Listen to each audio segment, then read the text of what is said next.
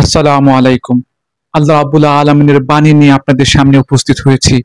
আজকে ইনশাআল্লাহ আমরা পবিত্র কোরআনের সূরা আনআমের ৫৯ নম্বর আয়াত নিয়ে আলোচনা করব। এই আয়াতে মন আল্লাহ রাব্বুল আলামিন বলেন, গায়েবের চাবিগুলো সব তার হাতে নিবদ্ধ রয়েছে। সেই অদৃশ্য খবর তো তিনি ছাড়া আর কারোই জানা নেই। জলে স্থলে যেখানে যা কিছু আছে তা শুধু তিনিই জানেন।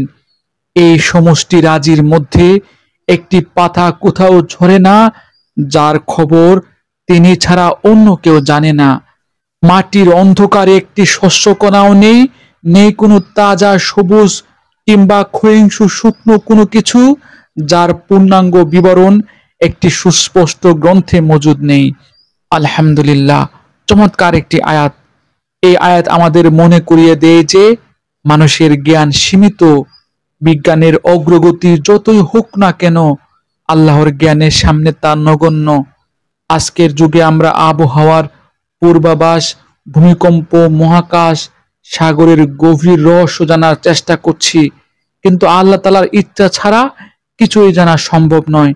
তিনি জানেন কখন ঝড় আসবে, কোন দানা মাটির নিচ থেকে জন্ম নেবে, কার জীবনের সমাপ্তি কবে হবে, সবকিছু আল্লাহ রাব্বুল আলামিন জানেন। তাই এই আয়াত আমাদের শিক্ষা দেয়, মানুষকে জ্ঞানের অহংকার থেকে দূরে থাকতে হবে, শুধুমাত্র আল্লাহর উপর ভরসা করতে শিখতে হবে।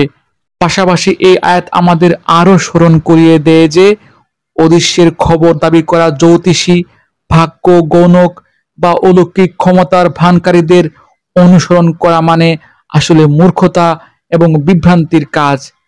বিশ্বাসী ও মুমিনদের কর্তব্য হচ্ছে নিজের সীমাবদ্ধতাকে মেনে নিয়ে জ্ঞান ও প্রজ্ঞায় অগ্রসর হওয়া, কিন্তু চূড়ান্তভাবে আল্লাহর উপর আস্থা রাখা, কারণ সমস্ত জ্ঞানের চাবিকাঠি একমাত্র আল্লাহ রাব্বুল আলামিনের হাতেই।